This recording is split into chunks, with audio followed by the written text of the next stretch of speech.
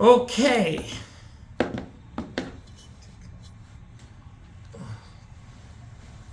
Okay.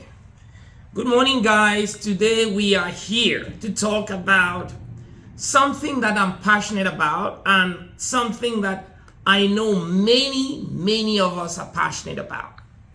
Many people are passionate about. And I came to talk about this because I had a lot of questions coming to me regarding 501c3s. And I thought, okay, let's talk about it. And like I said before, all our discussions will be based on requests. If people need something, you better work on it and make them get it. So that's what we're doing now. Today we're going to be talking about how to make your 501c3 work for you. How can we make it work for us? It's what we're talking about today. Thank you guys for coming on. Thank you guys for coming on. Keep sharing and let's get started. Okay, I will not take any more of your time. It's time to go. Let's get started. I'll start by a little word of prayer. Thank you, Lord, for bringing us together today. Father, you are Lord. We glorify your name. We thank you for giving us life. We thank you for giving us sustenance. We thank you for bringing us together today to talk about things that mean something to your people. Thank you, God, for those who are here today and for those who are still to join. God, may you inspire the communication so that it is a two-way communication so that people can learn. And I thank you for all the questions that came in. Father, I hope by the end of this session we would have met your will. In Jesus' mighty name we've prayed. Amen, amen, and amen. So our topic today is how to make your 501c3 work for you. The question that comes to mind, I've got a lot of questions on this, and many people keep asking me a lot of questions coming on 501c3s. But the first thing I wanted to answer you today is to tell you what these things are all about. Remember, today, like every other day, I have all these platforms. I'm available on Facebook. We are available on Instagram. We are available on Zoom and also available on YouTube. So for those of you who are here, you are going to be, at times you might feel I'm not looking at you, but I'm looking at one of the platforms and my focus is all on those who are on Zoom today. So please bear with me if I'm not looking straight at your camera. I'm probably looking at the next camera. So how to make your 501c3 work for you?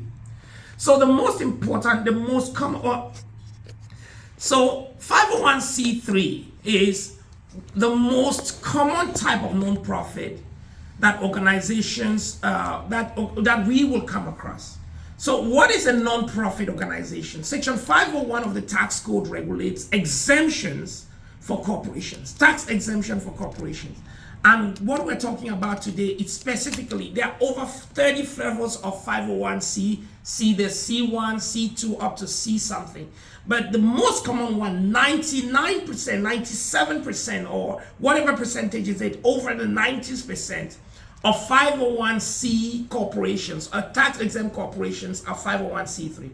And most of the clients, most of the people that I talk to, most of the individuals I talk to who deal with nonprofits, they deal with 501c3s. And like I said, there are over 30 different types of charities, and the most commonly called the most common ones are the 501c3s.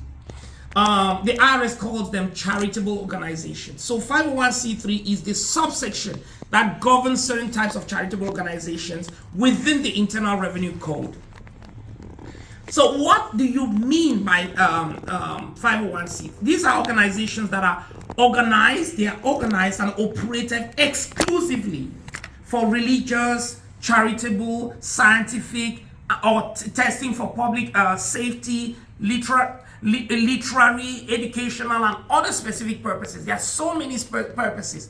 But the main theme behind 501c3s is it is meant for the general public. It is for the general The intent is not for your purpose, for your benefit. It is for the common goal of the community.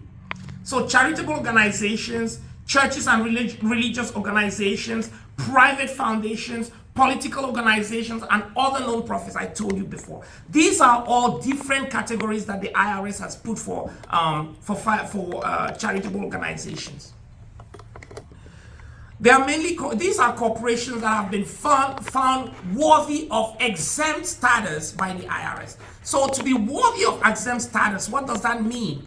For tax purposes, when you give money to a brother, or you give money to a person in need, or you see someone who is begging, who is staying outside and he doesn't have a place to live, and you give him a place, that is the great deed that you just did, but the IRS doesn't recognize that. So what the IRS is saying is that it is only considered when the recipient of that charity that you're giving is a recognized registered charity, and in this case we're talking about 501c3s. So let's look at how these things are set up. So the first things about setting up a 501c3 is you must have a purpose. You must be passionate about something. You want to change a generation. You want to be able to help a people who are struggling from something. You want to make it for the purpose for the benefit of a people. So you have a purpose, and that purpose is something that you're passionate about. It's about advancing a cause for humanity, and that is what drives the creation of a charitable organization. So you have to choose a name, because generally in every state, you don't want to choose a name that's already out there. You choose a name that is exclusive, that is unique to yourself. And to do that, you can go online. The states have certain search platforms, so you can go and search a name if it's already existing in the state in which you are. That way, if you have the right name, you want to make sure that that name is not being used by any other person. Then you want to think about sitting and then writing a strategic mission, because the whole idea is you have to write a plan. You have to write the articles of incorporation. Because when you are registering a 501c3, one of the most important things is the public benefit intent, which has to be shown clearly in the articles of association. If that is not clearly stated, then you are going to be denied. It has to clearly state that it is not for the benefit of yourself, but for the benefit of the general public or a particular community that is highlighted. So file the articles of incorporation, and once you file that, then you can assemble people. You can assemble a board of directors. And board of directors for a 501c3, it has to be strategic. You have to know the people that you want to put as members of your board of directors, because these are those who are going to drive the organization forward. Then, after doing that, you create the bylaws. Non-profit bylaws are required when you're filing a 501c3 application. So you need to write the bylaws, and the bylaws, if they are not properly written, you might have a problem. That is where the problem is, because generally, the more ambiguous the bylaws of a non-profit is, if the bylaws are ambiguous, then it tends to take a longer time for you to get approved by the state. Once you have done all of these, now you have to apply. You apply for an EIN number. So you go through the process of incorporation. You get all the things that you need for the incorporation. You incorporate the entity in the state in which you are. Then now, for the you also apply for exemption within your state. Then you can also apply for something that you call the tax exempt status, which is the 501c3 status. And the IRS has a form which is called a 1023. The 1023 form, you follow, you start it by paying. You go online on pay.gov, and then you can pay it and follow, and then go through that process. It's a pretty straightforward process. It takes time. You have to be very, very thoughtful about it, and make sure that it meets the strategic intent, it meets your purpose, and then it also meets the requirement of the IRS for them to be able to award you that status of non-profit. So what are the benefits of a non-profit? So first of all, one of the things you need to know about a non-profit is that you never own it. You don't own a non-profit. When you create these non-profits, they belong to the community. They are community owned. So they cannot be easily taken away. They cannot be taken away. Make sure the phone that has my internet is unstable. It's saying that my internet is unstable. I'm just saying so that you know that. Okay. You do not really own it. You do not own it. And then what I'm saying here is that one of the benefits is that unlike normal corporations where if you fail at certain things, you're owing somebody, you have a liability, somebody sues you, they can actually take it away from you. This cannot be taken away from you. The profits do not belong to you. When you build equity, when you build capital, when you build money inside a non-profit, that money really belongs to the general public. So nobody can get it away from you. You're building something that is there to support the public and things like that. Exemption from 501 from federal income tax is a big thing. So basically, there are so many types of non-profit. It could be a service providing non-profit where you are providing services maybe to veterans, you're providing services maybe to a community, maybe to ex-convicts, maybe you have people who are drug addicts and you're trying to do something that can help them. Once you provide these services, and those services, if they are paid, they are being paid for and things like that, you're generating income in that non-profit. That income that you're generating in a non-profit is non-taxable. So that is a big thing. You are able to deduct all the expenses, but whatever income that's in there is not non-taxable.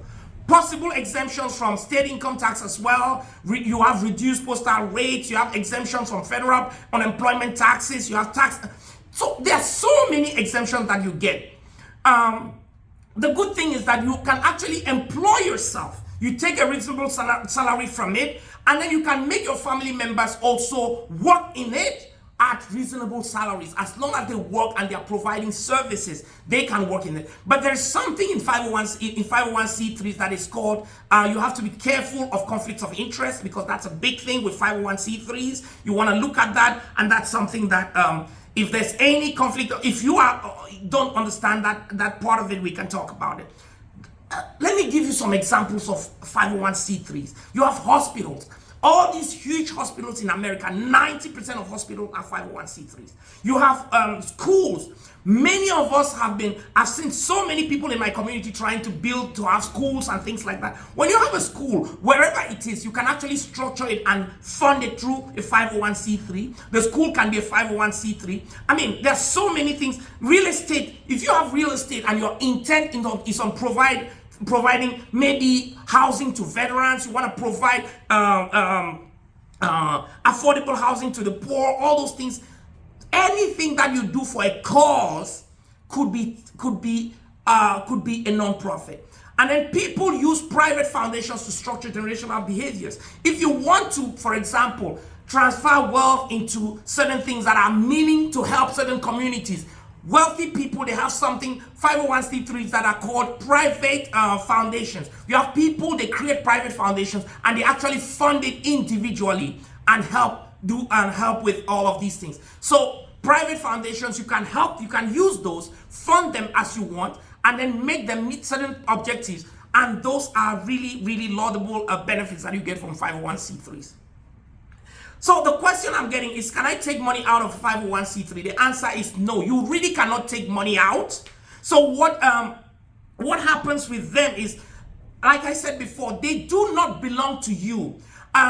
I've audited a lot of 501c3s where there were dividends being paid out to shareholders. This is a no.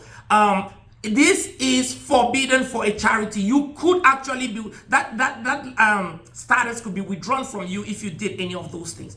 You may take a reasonable salary, like I said before. You can take benefits. You can send your family members to work on the board and get them paid. You can pay for part of using your home. You can actually even have your buy a property and rent it to a 501c. There are so many things you can do, but taking money directly out of the 501c3, the form of cash or any asset, is a no-no. You may own real estate and lease it to the charity. A big one is You can have deferred compensation. If you have a charitable organization and that charitable organization is making a lot of money right now, and you can basically structure it to have deferred compensation so that when you go on retirement, you have a lot of money coming in.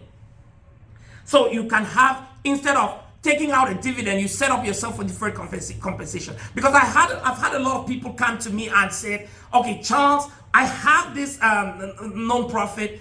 It's made money. I have clients who have non-profits that have about millions and millions of dollars in there. When they have all this money, and then the founder is asking me, Charles, how do I structure this to be able to benefit? You can take benefits in terms of deferred compensation. Just make sure that anything you're getting from the company is reasonable. It's reasonable based on the work you're doing.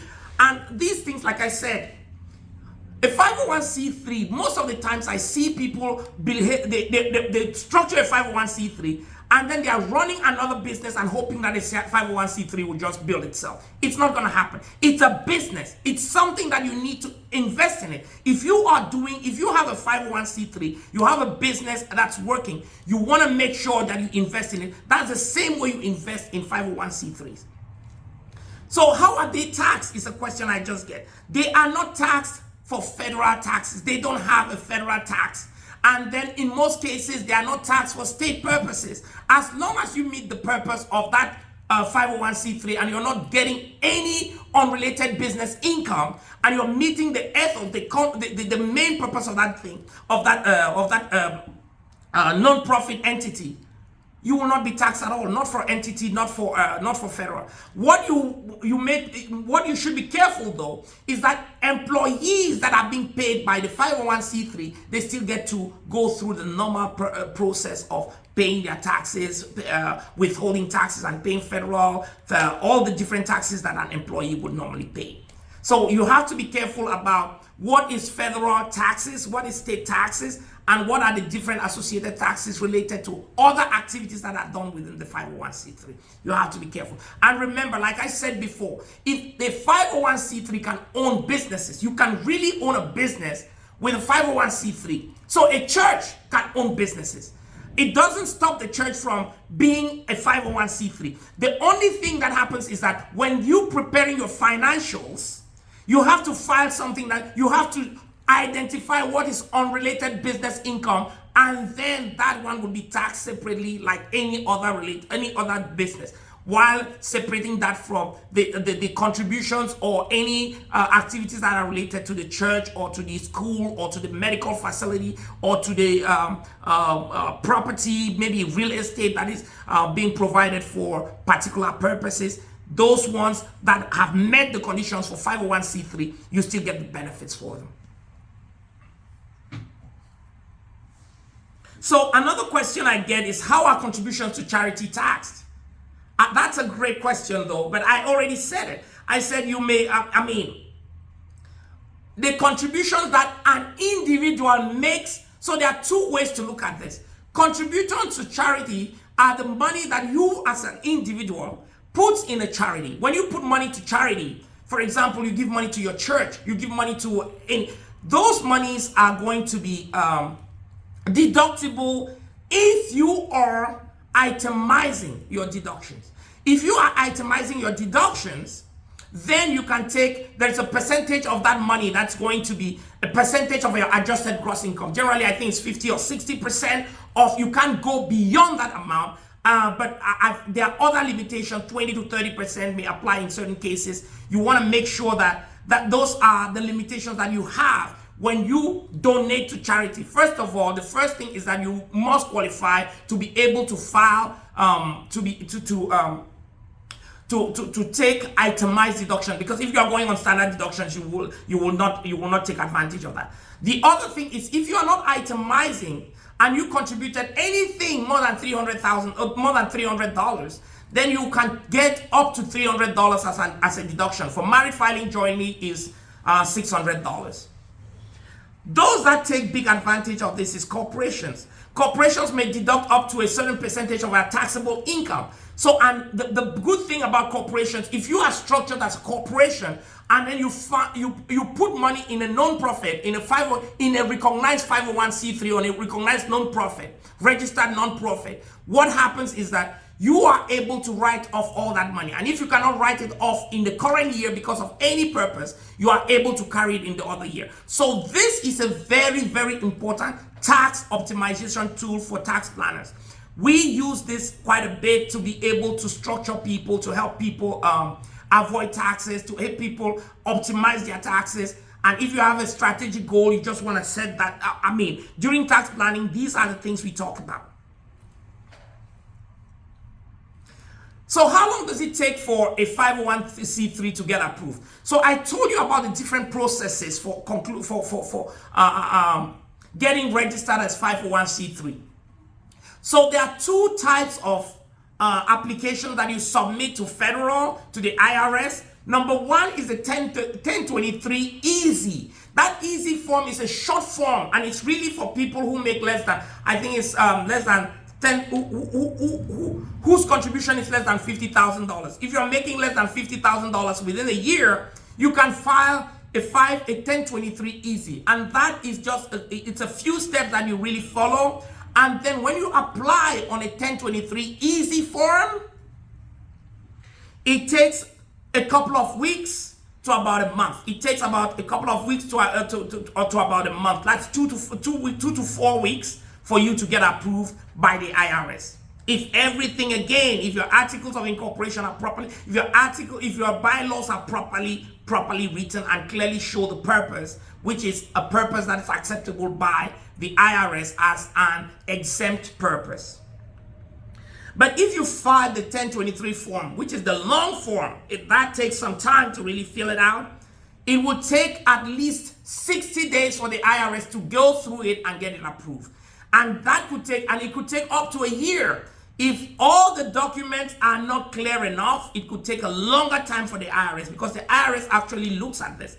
Unlike many things that the IRS might just go past it, which again, I want to draw that because the IRS will look into things in detail. But unlike certain things that they don't really look at in detail, this is a very, very big ask of the IRS.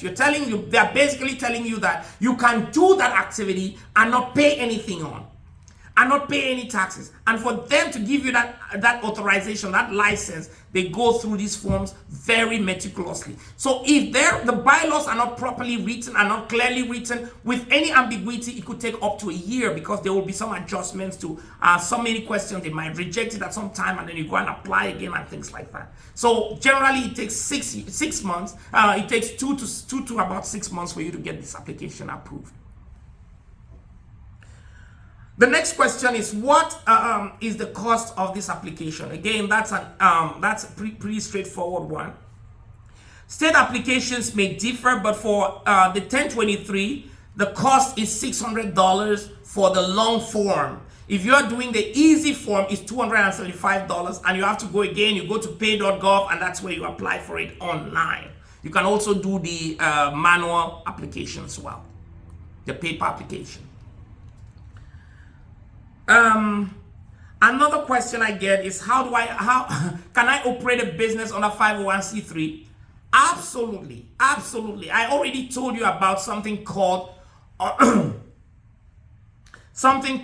a UBI, which is unrelated business income.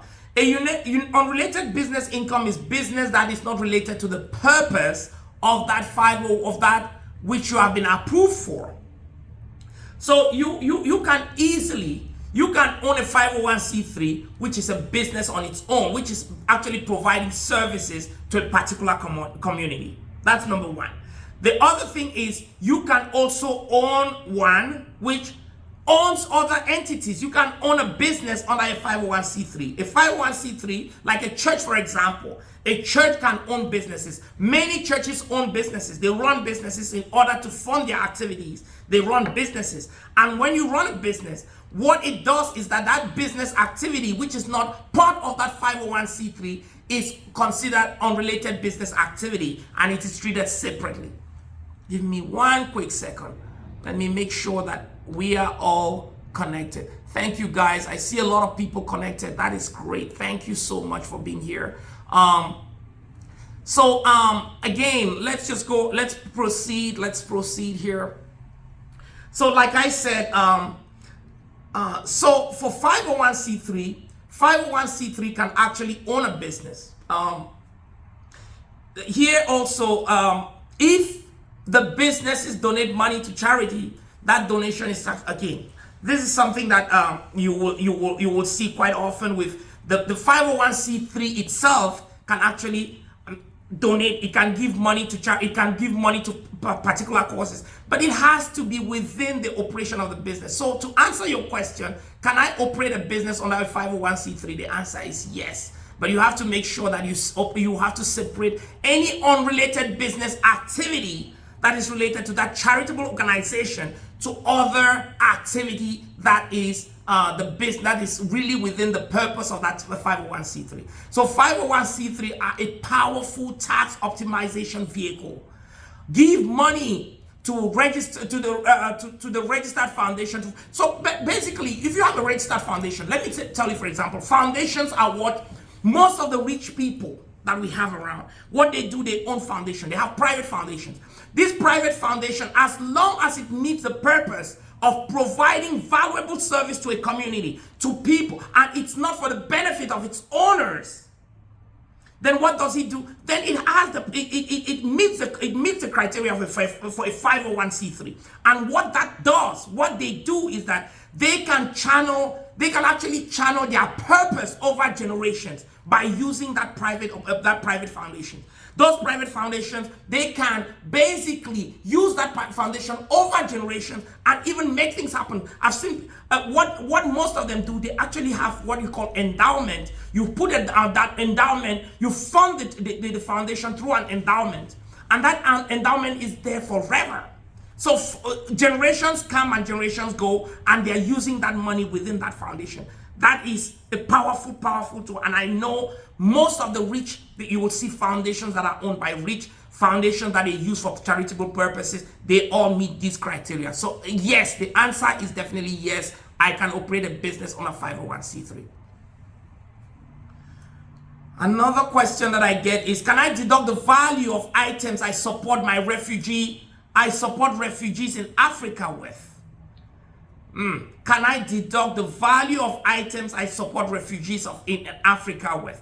Okay, this is very, very interesting. This is an interesting question that I got from someone. So, for example, those of you who are in Cameroon, I know we have this refugee problem where Cameroonians are. We have a lot of troubled regimes in Africa. We have troubled regimes in Africa, and people are running their refugees here and there. You can basically deduct the value of items only if those values were supported through a recognized charity in the United States. So what does that mean? If you took money, and then, for example, for Cameroonians who are on the platform, we have refugees in Nigeria, in the eastern part of Nigeria. If you took your money and sent it directly to support those refugees back there in Africa, and you gave it to them, or you sent bags of clothes to them, that is a very, very laudable thing. However, because you are not giving that contribution to a registered charity, you are not able to deduct it. So basically, what people do is that they look for foundations, they look for non-profits which are engaged in supporting those type of activities, and then they fund those non-profits, and then those non-profits can do that. I have seen a lot of cases where people take their money and then they send them to non-profits registered in Africa. That non-profit which is registered in Africa is not a qualified non-profit. It's not a qualified charity according to the IRS. The IRS will only recognize a 501 as a registered entity. In this case, a 501c3. So before you contribute to any activity, if you're sending your money through maybe the EA Foundation or the IR Foundation or whatever foundation, those foundations, as long as they are not part of the United States, registered as 501c3 in the United States, that money cannot be deductible. You cannot, you must use a recognized charity, we've talked about that. So basically what I'm saying here is that you have to use a recognized 501c3 entity to finance, to support those refugees. If you give money to support somebody who is on the streets, who is doing this, that is very good, but it doesn't really meet the ethos. It doesn't meet what the IRS is looking for. The IRS has a structured system of making that happen. And for you to support, you have to support a 501c3. They will give you a ticket. They will give you something that you'll be able to use to write off that money for your taxes. So another question I'm seeing is, what are the easiest methods of raising money for a recognized charity? I mean, that's a great question. I don't want to sit here and tell you that I know everything that works. I have not run a non-profit before. I have audited so many non-profits in my career. So audited, maybe hundreds and hundreds of non-profits. The thing I know with a non-profit is that the best answer for such a question will come from probably somebody who's sitting on a board, or somebody who's running a non-profit, a CEO for a non-profit, which is a smooth running non-profit, and it is meeting its overall objectives. It is raising enough capital, enough money to be able to meet the objectives, and it still has some money with some reserves. So when you speak to those people, what I see from my experience auditing these non-profits is that some of those, I will take an example of those that are service providing. If you have a non-profit that is providing services, for example, I see that a lot with these non-profits that are there to assist drug addicts, ex-convicts, affordable housing, and things like that. They have a way, they get money from the services they provide. And when you're providing some of these services, these are actually services that the community needs. If you want to provide rehabilitation services to ex-convicts, rehabilitation drugs for drug addicts, you want to provide those, the county in which you live will support that. The state in which you live will support that. The federal government will give you support, because that is what the government is trying to do. And if you offer your services to be able to provide those services, you will be able to have a lot of funding sources. But you don't just get the funding sources by sitting. You have to write grants. You have to send grant applications. And that is why I keep saying this. Non-profits are not a place where you just create them and you sit. These are places where, when you create a non-profit, you have to put your energy, you have to work it, you have to make it happen. Those writing out those grant letters, you get a lot of grants from the local government, you get a lot of grants from individuals who are also assisting in this. So grant writing is a big way of funding your non-profit, especially when the purpose is right and it meets certain requirements of certain people. They are also funded. There is something that you call grant writing. You have funding from the government. You have all these exemptions. You also have crowdfunding. There are many different crowdfunding sources. There are people who do funding online. There are personal funding for donations. You can meet certain individuals who have the zeal. 90% of those non-profits that are meeting the goals of the community, they are being funded by individuals. They are being funded by the government. There are many platforms being from the government, from the federal government, from the states, from the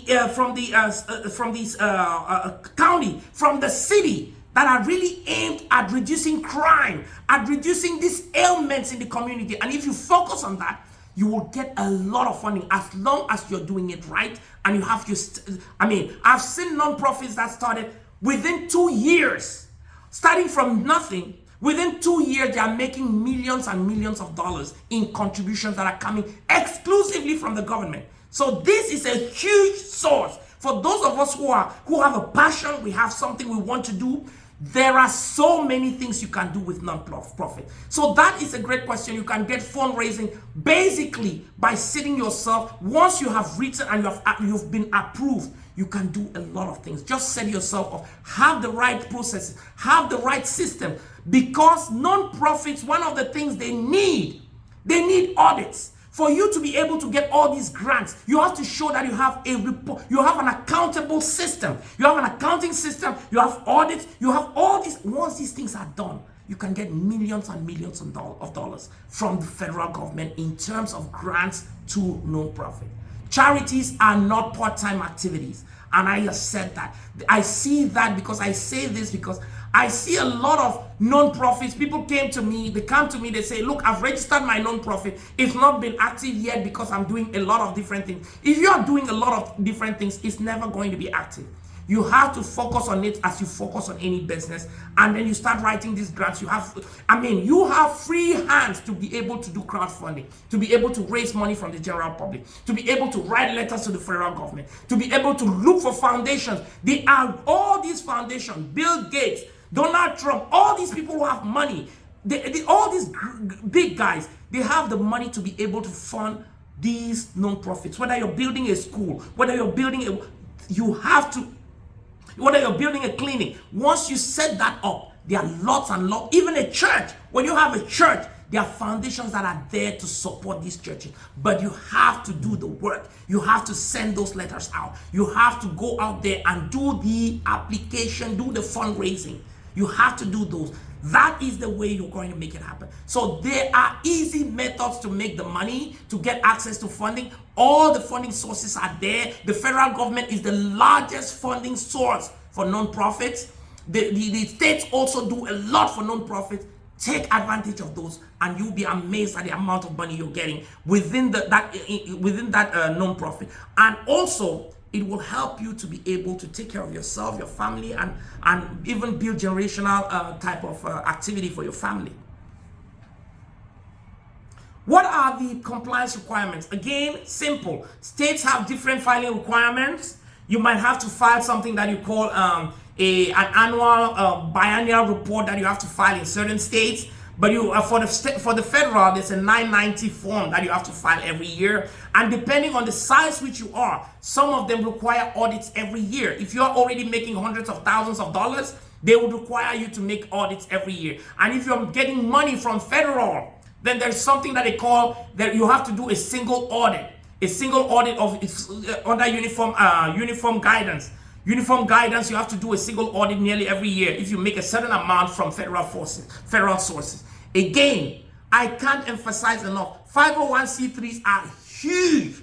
They have a lot of funding, especially for those of you who are in America, and even those of you who are building things back home, which are for those purposes. You structure them, you make sure you can take advantage of these.